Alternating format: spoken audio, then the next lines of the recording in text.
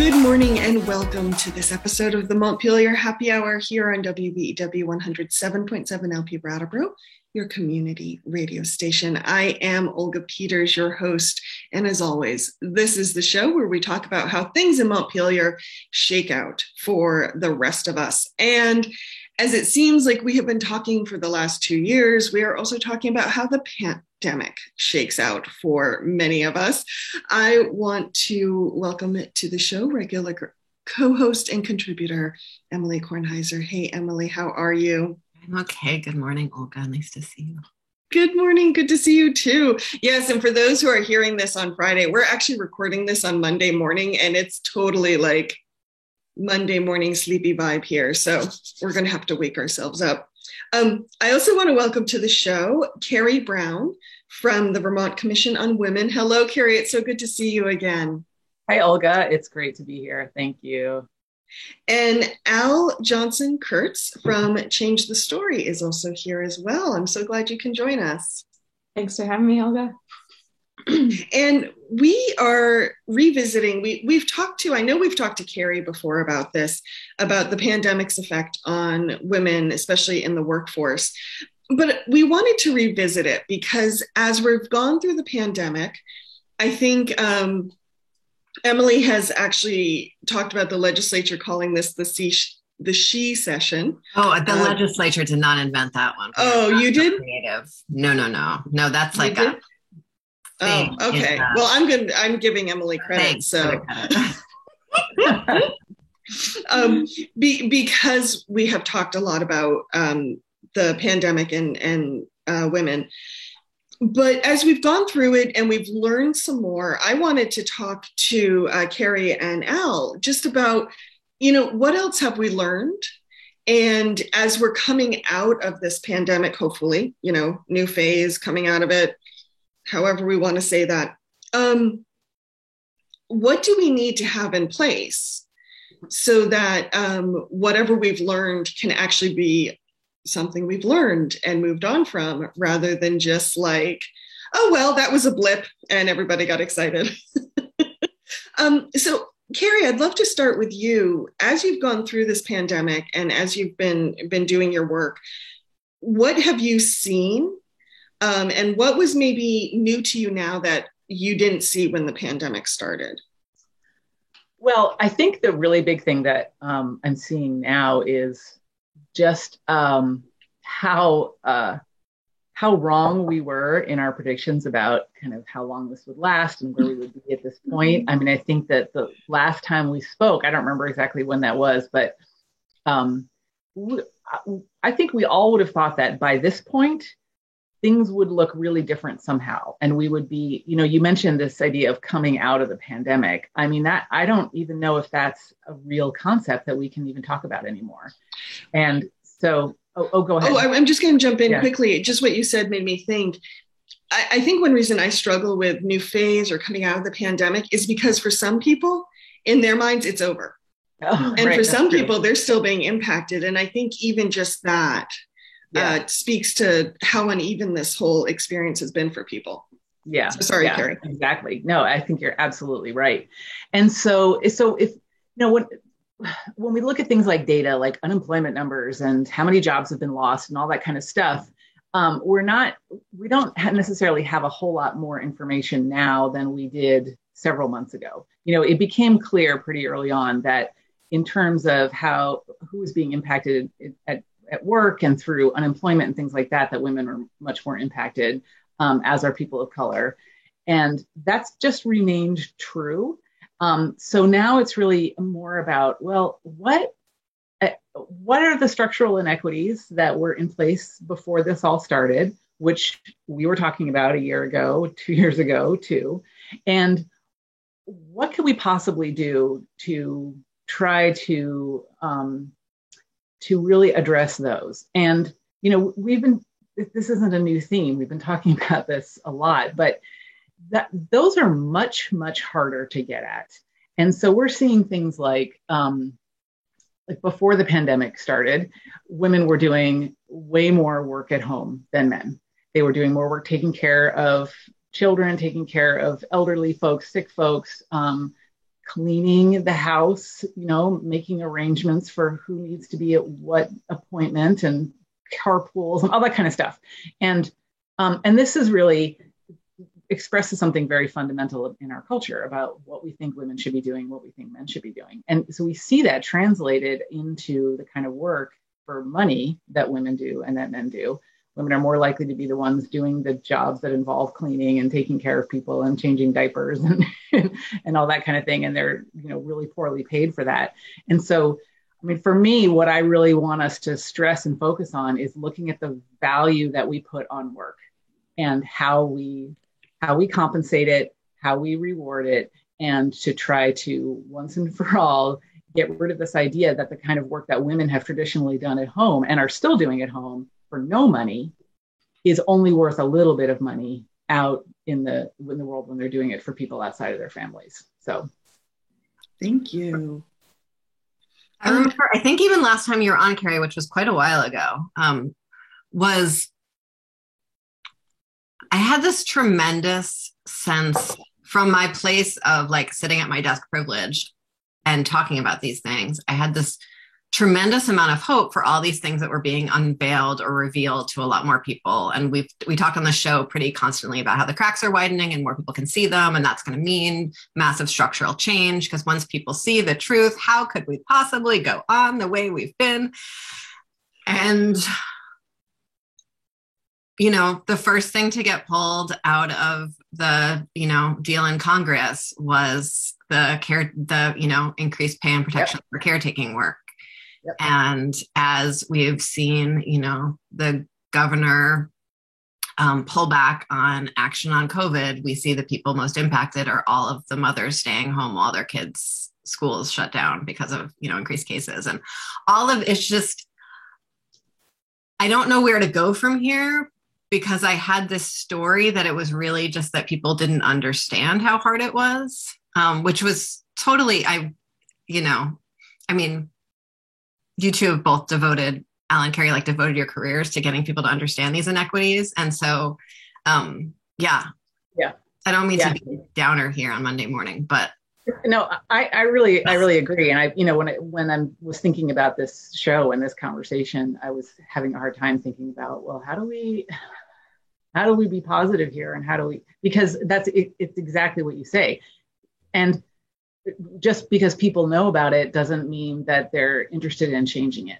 And so I think that, people who have some power to make structural changes, for example, people in the legislature have an opportunity to be the ones who understand now and say, okay, well, in this case, this means what we're going to do. So for instance, when we're considering how we support childcare, and how we fund childcare, looking at how we need a lot more money and we need a lot more resources, and we need the childcare is everyone's in a staffing crisis, but in childcare it's insane, right? I was on a call like this not too long ago, and there were 2 or 3 people in that meeting who had their kids at home with them, and they were juggling their kids because their childcare had closed because of lack of staffing that day. Mm-hmm. And so, those are the kinds of things where I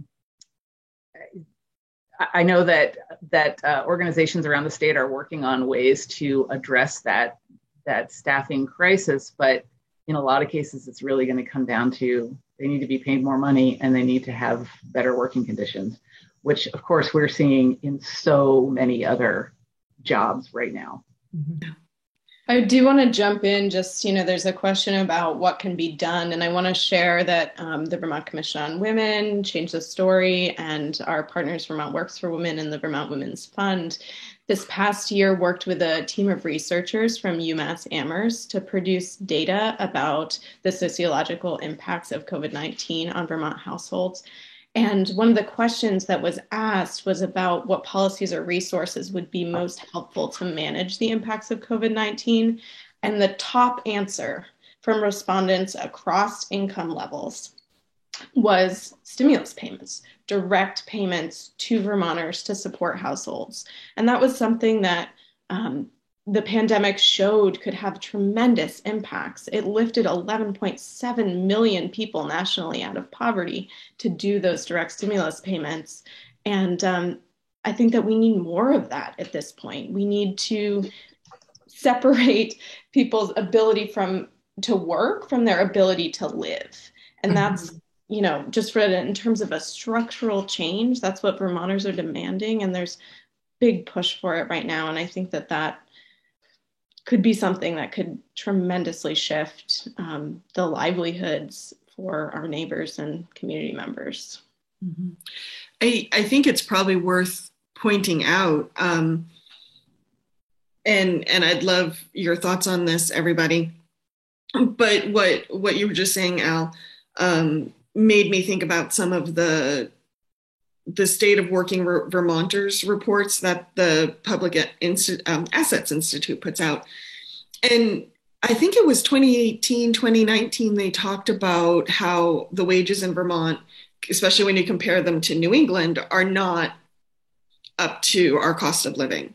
Mm-hmm. And so what you just said, Al, and what about the UMass research, and then those reports, what they make me think of with these stimulus payments, probably one thing we're not talking about enough is that we almost like we were going into the pandemic with an economic gap, and now we've like got to make up that gap plus whatever the pandemic created.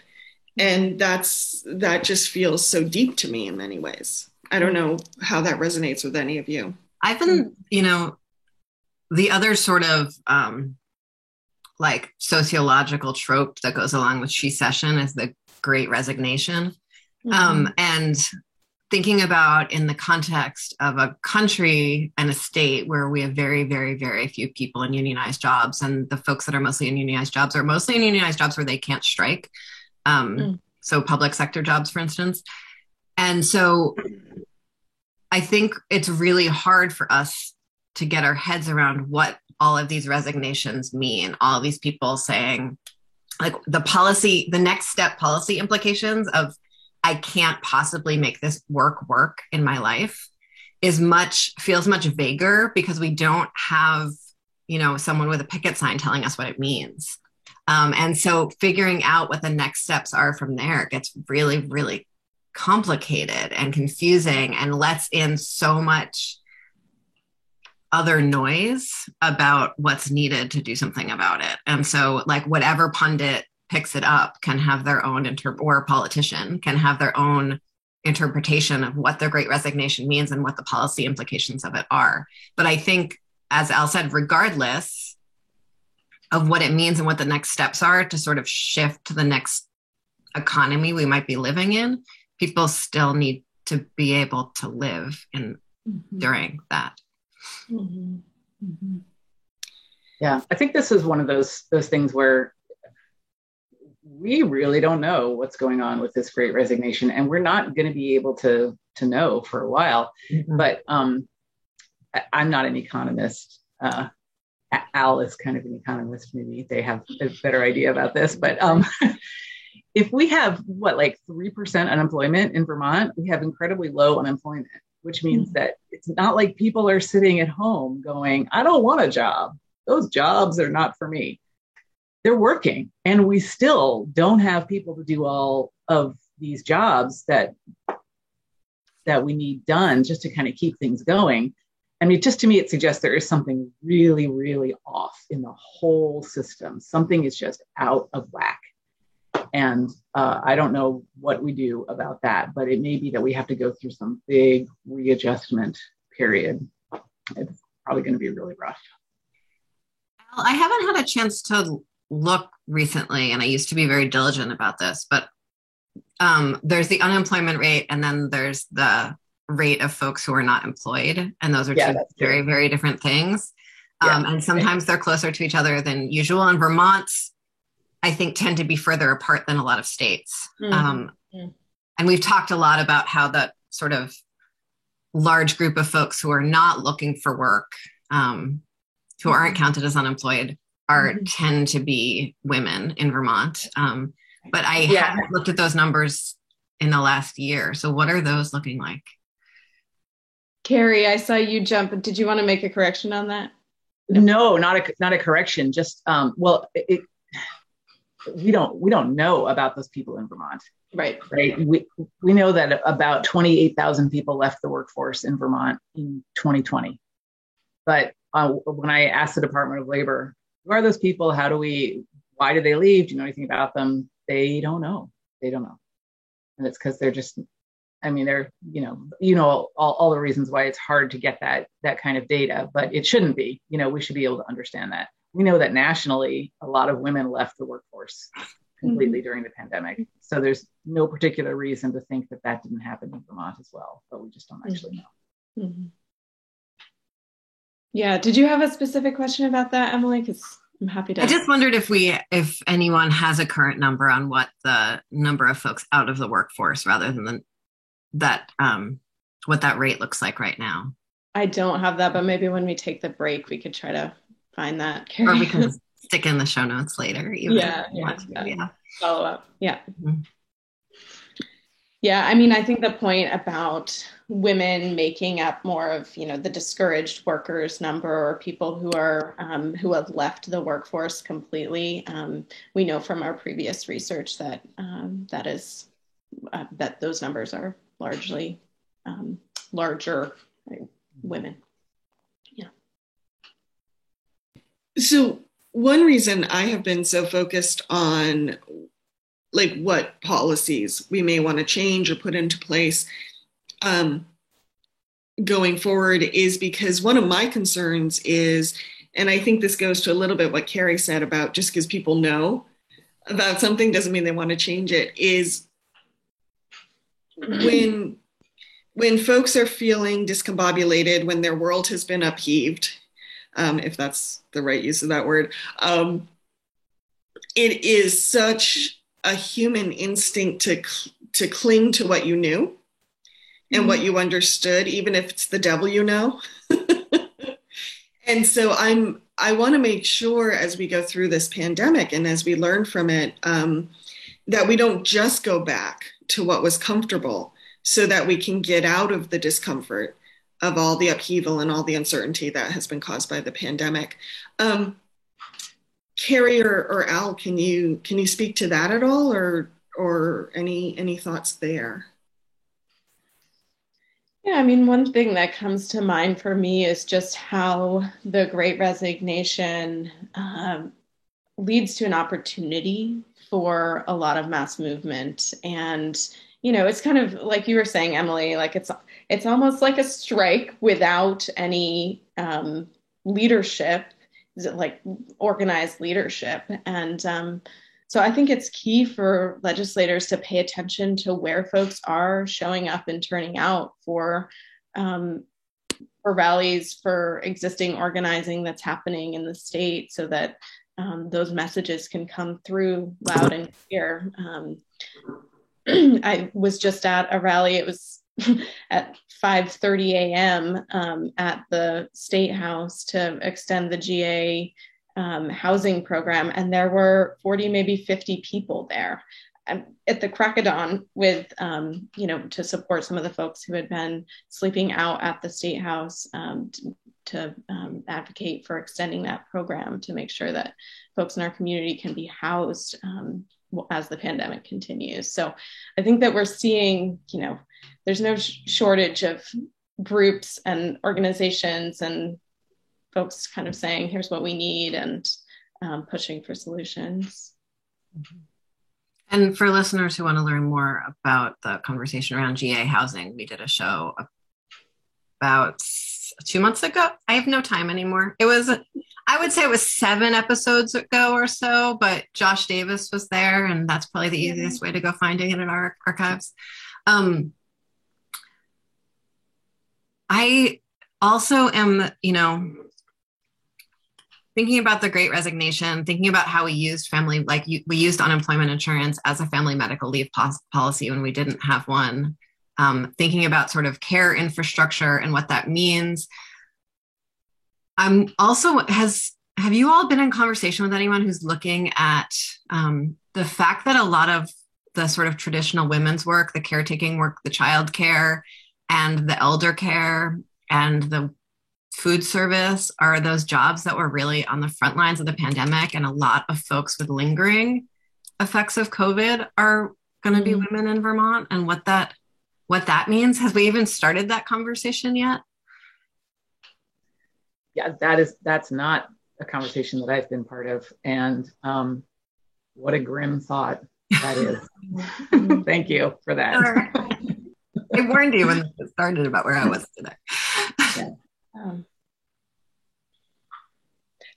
I have not been in conversation with folks who are looking at the gendered impacts of the lingering effects of COVID. That is deeply troubling, and I think will have ramifications for years to come if that is in fact the case. And I don't know if, I know there was a big push at one point to disaggregate the positive rates by race. I don't even remember if I ever saw them disaggregated by gender. They are. Yeah, they are. The Department of Health has been regularly reporting on that. Yeah. Okay.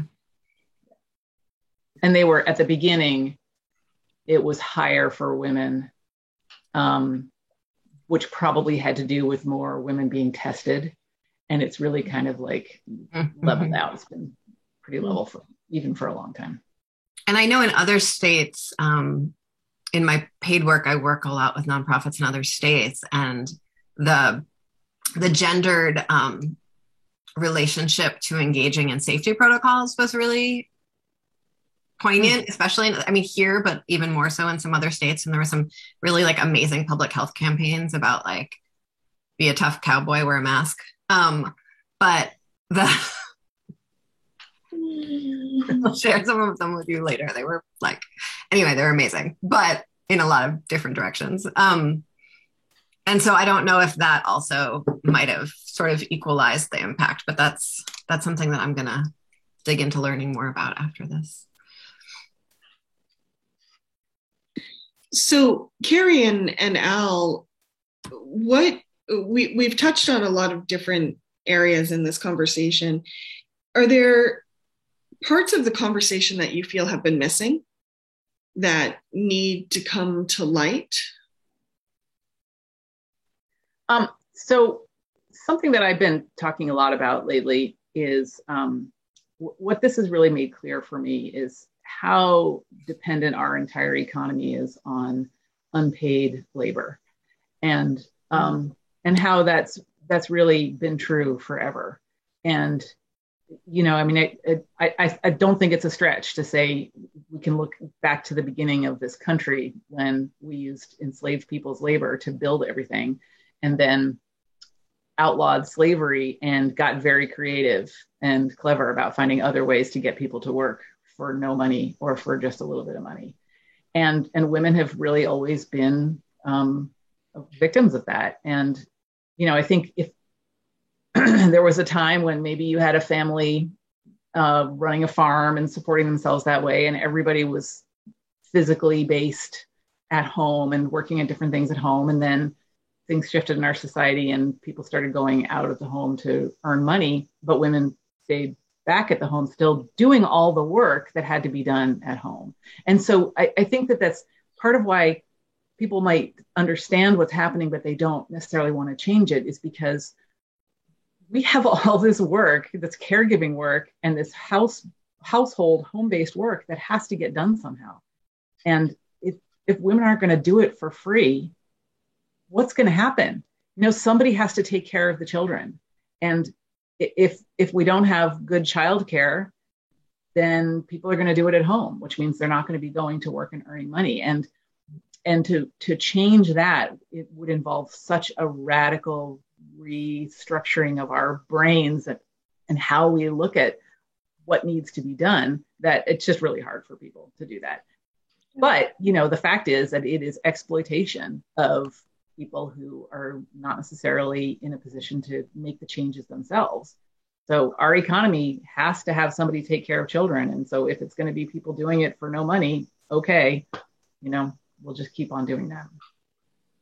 Yeah. And I just think about the need for shorter work weeks as well, to be able to take care of things in the home. Shorter work weeks for people of all genders, and just different expectations about what working full time and what amount of work should earn enough to live.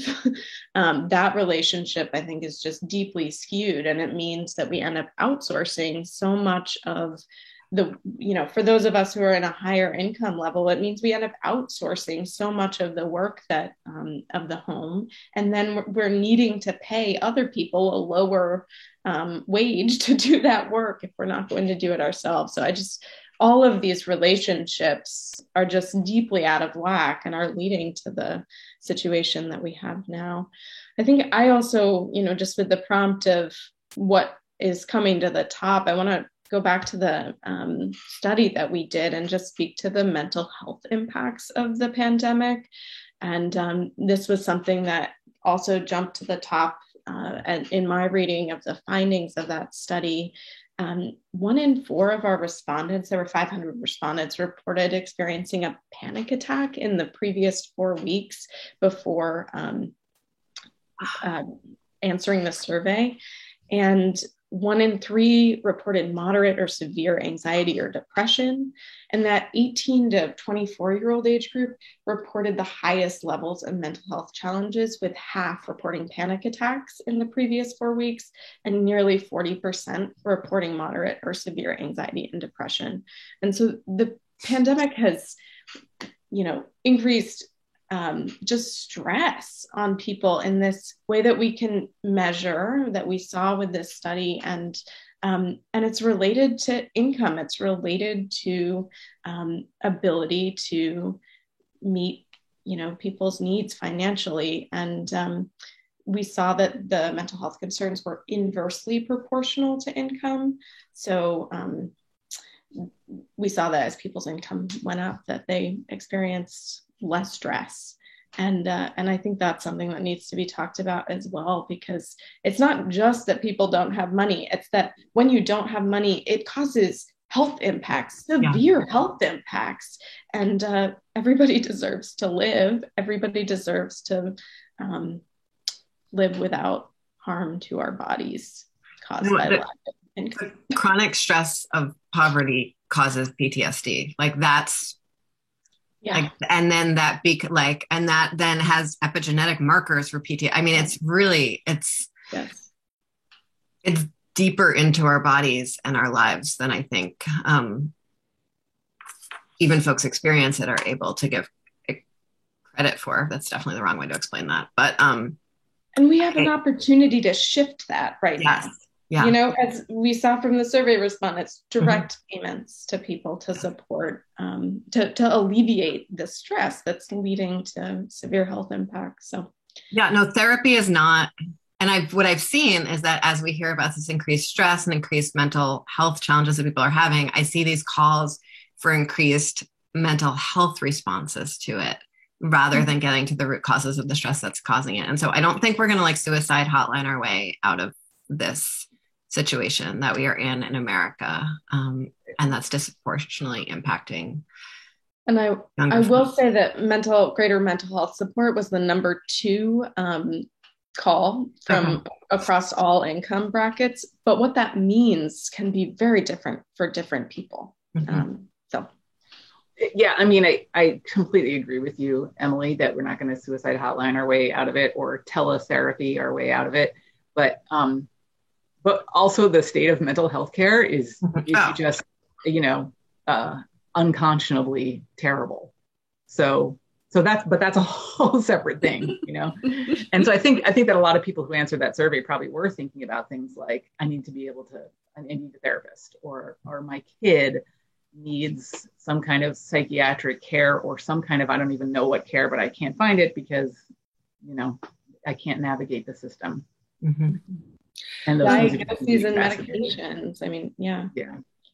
So Al, you've mentioned this survey and report a couple times. Is it public? Is it something I could link in the show notes so people could find it if they wanted to read it?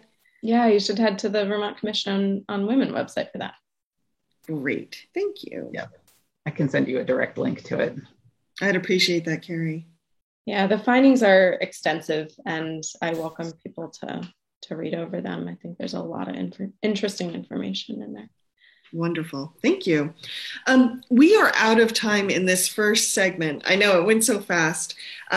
So I would love everyone to hang tight, and we're going to hear from some underwriters here on WVEW 107.7 LP Brattleboro, and we'll return in a moment. So hang on. Welcome back to the second half of the Montpelier Happy Hour here on WVEW 107.7 LP Brattleboro, your community radio station. You can also find us on Brattleboro Community Television and many PEG stations across Vermont and even in Massachusetts, as well as our Captivate homepage and our Facebook page as well. If you are just joining us, I am Olga Peters, and I am speaking with regular contributor Emily Kornheiser, Carrie Brown from the Vermont Commission on Women, and Al Johnson-Kurtz from Change the Story. And thank you so much for being here. And we're going to try to shove decades worth of conversations into like 30 minutes. So everybody fasten your seatbelt. Al, before the break, you mentioned a report that folks can find at the Vermont Commission on Women that talk to people about their experience during the pandemic. What can you tell us about what you found around financial health in households? What were some of the findings there? Yeah. Well, first of all, I can say that about a third of respondents reported reduced savings during the pandemic. So that just speaks to, people potentially starting to take on debt, and that can have lingering impacts beyond this current moment. And simultaneously with that, about a third of respondents reported an increase in household spending to meet essential needs. So these two things coupled together, I think we're just looking at long-term financial impacts for potentially years to come, just based on people's spending and saving ability during this pandemic. I find that so interesting, Al. Thank you for sharing that, because in my freelance life, when I'm doing journalism, I'm hearing from especially financial institutions where they're talking about pent-up demand and this concept that folks through the direct payments, through maybe not having to spend so much on gas or eating out or whatever their work life used to do since they're home, that they do seem to have more savings. And they do seem to have more money now than they did going into the pandemic. So I find those two stories side by side really, really interesting. Can you shed any insight there, and it's fine if you can't, but I'm just curious. Yeah, I mean, one other stat that I didn't mention initially was about, people's income and reported income from the 500 respondents. I'm not sure that's going to be able to fully illuminate these two different stories, but it's basically, we found that 52% of respondents said that their income has remained about the same. 34% saw a decrease in overall income, and only 13% of respondents saw an increase. So that may be because we have 500 respondents. That's not giving a full picture of Vermont. But I would be curious to hear more about the financial institutions, what they're seeing and how that's playing out. Well, and I think we can acknowledge that, especially with the financial institutions, what they're seeing are things like mortgage requests, or they're seeing people's savings accounts when they can go in and look at the numbers. And so that's probably a form of self-selection in a little bit of a way. Right. You have to have a savings account to show up in those. Right. Yeah. Right. Which again goes back to this whole idea that this pandemic has been a very uneven experience for a lot of folks. And I think also to request a mortgage, you need to have some savings to be able to pay for your down payment. But that's not an indication that you have a lot of money at that moment, that it's just a request for a lending. And so that's a good point. And as with any request for to take on debt, that's a request to take on debt. Yeah. I also go ahead, Emily. Sorry. Something that I think we've explored a lot and we need to keep exploring as we enter the next phase of this is the particular shape of Vermont's economy and how different that is from many other states. That we have this enormous percentage of Vermonters who work for nonprofits. Mm-hmm. And of the folks who don't work for nonprofits, that's an enormous percentage of people who work in the service industry. And in different types of service industry jobs than we see in other states because of how small our businesses are. So we see people working in the service industry for small businesses, and we see this huge percentage of folks working for nonprofits. And both of those sectors do very specific things that might be different from the general trends of the economy. The scale of our nonprofit sector means that we're incredibly dependent on a particular type of government spending in order for wages to grow to scale or for benefits to grow. With the service economy, in addition to all of the sexual harassment and all of those things that we've talked about before, we have, just the profound instability in incomes there.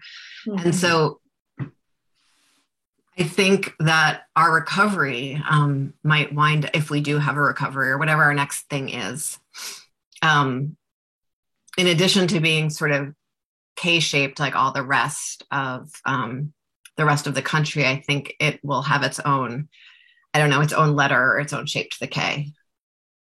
Mm-hmm. Thank you, Emily. One thing I'm curious about as well is as we move forward and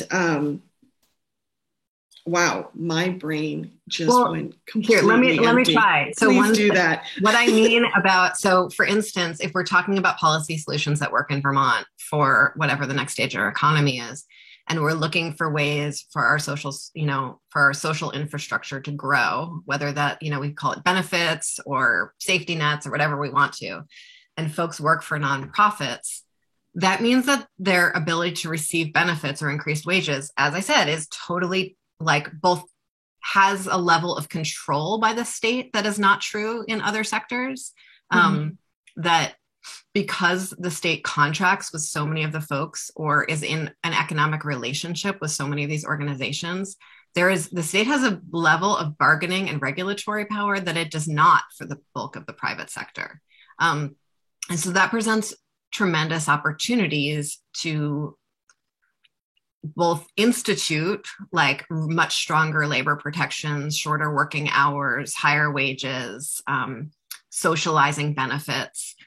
But it also means that needs to be state dollars that essentially are driving a lot of that. And so that's, so what it takes for us to get there feels like an easier policy win in that we have greater control in the legislature over that sector.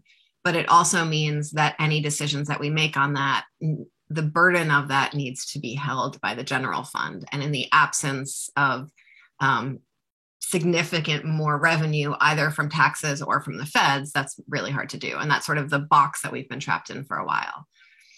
And that's the box that we live in, no matter what. Because if we weren't contracting with all of these nonprofits to do this work, we would be hiring state employees to do it. It's the work of the state government that needs to be done. And so it's just a matter of how do we fund that? How do we make that happen? I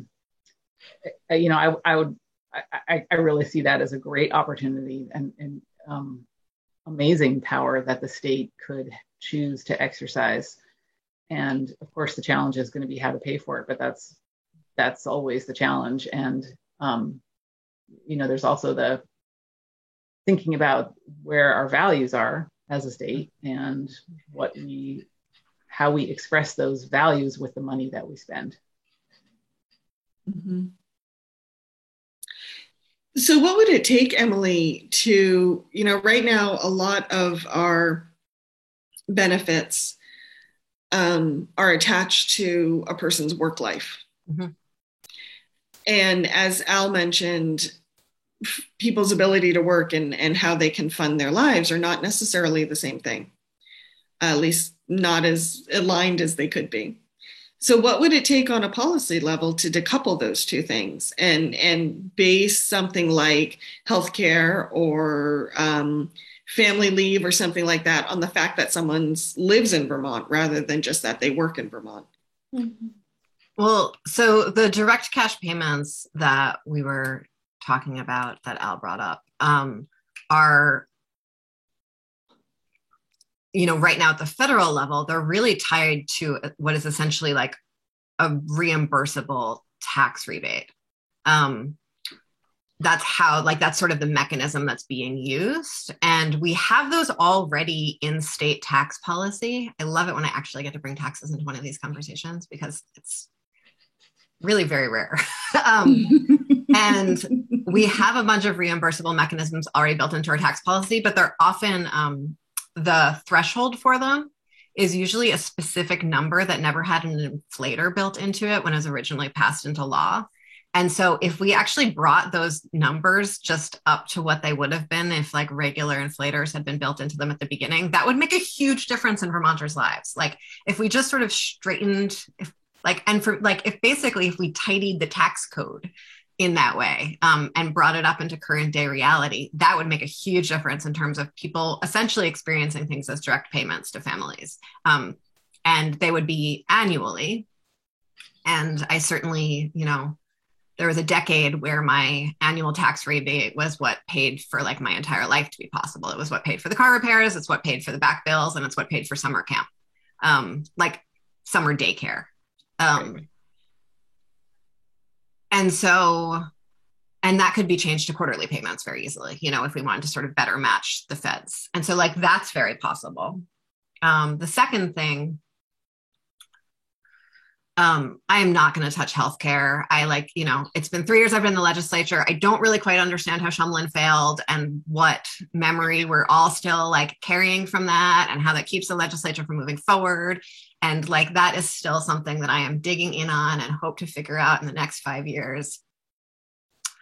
All things, healthcare is it all seems so possible because every other country does it, but yet somehow we still can't do it. But for the rest of the benefits, some of that is, I introduced a bill with the Workers' Caucus and the Women's Caucus signing on at the beginning of this last session, at the beginning of the biennium, that required things like reliable and flexible schedules for anyone who is contracting the state government. That makes a huge difference in people's ability to engage in caregiving in their private lives. That requires sort of, salary scales to be matching up with the work that's being done, with just some really basic, very strong labor protections that would essentially cover anyone that's contracting with state government. So that would cover a huge sector of Vermont economy. And then there's things like family medical leave being outside of, your relationship to your employer, or childcare benefits being outside of your relation to your employer. And those, family medical leave partly didn't pass last time because of the startup costs. And we have really significant one-time dollars right now that maybe could pay for those startup costs this time. And so that feels really possible to make that a universal system instead of a system tied to employers. There's some momentum to tie an unemployment insurance system, actually. That's sort of a parallel unemployment insurance system that wouldn't be as tied to employers as the one that's tied to the feds and the unemployment insurance trust fund. And so the one-time dollars that we have right now flowing through from the feds could start up those systems and do the upfront cost, which is what often keeps us from being able to implement systems in Vermont. So those are just some policy ideas that are floating around. Whether or not they can be one of the 5 policy ideas that make it across the finish line in May, I have no idea right now. What do you all think? I'm glad you brought up the bill about the reliable and predictable schedules and the other sort of basic protections, because that would make such a huge difference for people and probably would help get at least some of this great resignation challenge. And then I understand the frustration about healthcare, but obviously, if people didn't have to worry about paying for healthcare, I can't even imagine what that would be like. It's better than it used to be, but it's still just ridiculous for so many people. It's just such a huge proportion of their income. And then childcare, I think we need to recognize that we all benefit from children being well taken care of. And, we have recognized that we all benefit from children going to school. And so we figured out a way to collectively pay for that so that parents don't have to pay for that out of their, they don't have to write a check. I'm impatient for the day when we figure the same thing out about childcare. And we did sort of on childcare, just so folks know, we have made a lot of really significant steps policy-wise on this, really like upping the rate, increasing and setting up mechanisms for much higher pay for workers, and are on a timeline that if we continue passing the legislation that we set up in our timeline, childcare workers should be making salaries that are comparable to elementary school teachers, and should have their education mostly paid for. And families shouldn't be paying more than 10% of their income on childcare. And there is some hope that the feds will help us pay for that if everything possibly works out. But there's a study that's going to come out next summer that really sets up a system for us to pay for all of those things. And that how we're able or not able to implement that study is going to really be where where we see what's possible for us. And that's a long time away. 2 years is a long time to wait for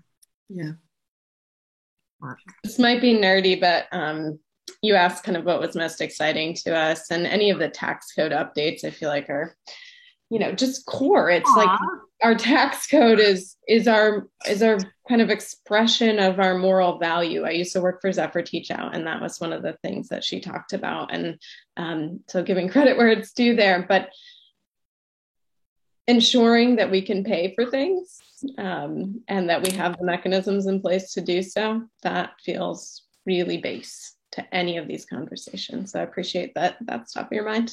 Mm-hmm. Yeah. One thing I just want to point out or name here, it's interesting. We started this conversation talking about women in the workplace and how it has evolved quite naturally, just talking about people in the workplace and maybe not specifically speaking about gender. And to me, it just, going back to, I keep going back to what Carrie said about just because people know about something, they don't necessarily want to change it. It just goes back to me about, but if we do implement things that are better for women in the workplace, it just ripples out so quickly to everyone in the workplace. And so I guess it goes back to me about being a little bit of a no-brainer. Yeah, but I don't know. What are you? True. Yeah, no, that's exactly true. And I mean, it's been part of the argument for forever, for as long as I've been aware, that we need to, if we improve things for women, we're going to improve things for everybody. It's like when you're in school and you have kids who have trouble sitting still and learning in the kind of standard ways. I used to be a teacher briefly, and so this is one of the things I learned. If you come up with creative ways to help those kids, suddenly everybody's doing better. Like, so it's absolutely true. Al, anything you want to add? No, I'm just grateful for you all for having us on and for opening this conversation. I hope it continues. Mm-hmm. Well, I wanted to go back to your report quickly. I don't know if this touches on it because I haven't read it, but one thing I'm very curious about is just as we try to transition systems, especially financial systems. I keep hearing from folks about, for lack of a better term, benefit cliffs. And, and how sometimes their transition can be halted because they're stuck between, well, I can make more money, but then I lose all these other things that have been supporting my life. Can you talk to that at all? Are you seeing anything in this report, or are you seeing anything in the rest of your work life that can talk to that? Carrie, I think you might be best suited on this one with the Commission's research. I can try, because we spent a lot of time talking about this, as Emily will remember, when we were talking about the minimum wage, and that was a big concern of the Commission on Women. I confess that I have a fairly simplistic, probably based on ignorance, view of this, where to me it looks like just give more money, and in this area, or change the requirements for the benefits. I mean, I'm not sure why it is so hard. I know why it's so hard. It's because every different program has its own different requirements and its own different levels and all of that. But if we kind of go back to what you were talking about, Al, of making sure that people can just live, and if that's kind of our principle of, do people have enough money to be able to live, then I think that helps simplify this benefits cliff issue a lot more, so that, if we're just giving people money and making sure that they have what they need, and there's kind of a unified view to it. I mean, obviously I'm oversimplifying this, but I know that it's so complex in the structure in state government, but I do think that if state government wants to figure this out, they could kind of get together and look at all of these programs and figure out what is the unifying approach to this, so that people are not, they're not penalized for advancing economically. So when they start to make more money, they have a chance to have some savings. So you're, looking at things like how much they have in savings, the means test, and changing those so that it is possible to actually get ahead. Again, it would probably involve the state spending more money. But I do think we're getting better at talking about that. I think we're getting better at naming where the troughs and the cliffs are. I think we're getting better at saying, perhaps maybe when we build a new system, we should align it with the other system so that there isn't a different threshold for everything. And I think we're going to continue learning things as we continue through the pandemic, because there are a lot of programs where thresholds were lifted or where recertifications were paused, that we've seen people staying enrolled that would have been sort of kicked off of those benefits previously. And we're seeing the incredible good that comes of that. And so that's true of Medicaid, that's true of some food stamp thresholds, and that's true of free and reduced of school lunches. And so I think and we've seen the Reach Up TANF thresholds change during the pandemic. And so I think there's going to be a lot to learn from sort of the human benefits of that a couple years out when we can look at it more. I'm realizing that we are over time. No? Nope, we still have 5 minutes. Oh, okay. Thanks. I'm going to be great. I think I was supposed to be somewhere at 9:30 and I didn't say that at the beginning, so I will be late for that meeting. And now that I am awkwardly saying all this out loud on the show, I thought I would add that the views and opinions expressed here on the Montpelier Happy Hour are those of the hosts and the guests, and not any of the stations that the show is broadcast on, because I forgot to say that after the break today. So I forgot to ask you, so it's okay. So I know this is maybe a lot to try to squeeze into the last 5 minutes, but I think what all of you just said kind of echoed for me is, I'm wondering, we're really getting good at looking at the problem and seeing where people are struggling. But I notice in a lot of economic things when I read about kind of thriving, for lack of a better term, we actually don't define that in so many ways. And I know in one way it's very personal, what one person considers success, another person may not. But do we have in place benchmarks for what it means, at least on an economic level, for someone to be doing well. It seems like maybe we don't define that. And so do we even know what benchmarks we're going for? Well, one of those stats that we use for the Change the Story report is the Joint Fiscal Office's benchmark for livable wage, right? Am I using that correctly, Carrie? Yeah. Yeah. Their basic needs budget, being able to cover your basic needs. Yeah. Thank you. Yes, appreciate it. And so that is a place we could look. I don't know how updated that is. I don't know, since 2019 and with the pandemic, whether there have been changes made to that. Maybe, Emily, but that is one place we could look. I also just, going back to the mental health piece, I think looking at some stats for the state about the level of stress people are under and how that relates to income, that can give us some further information about where the line needs to be where people stop experiencing financial related panic attacks, depression, mental health impacts.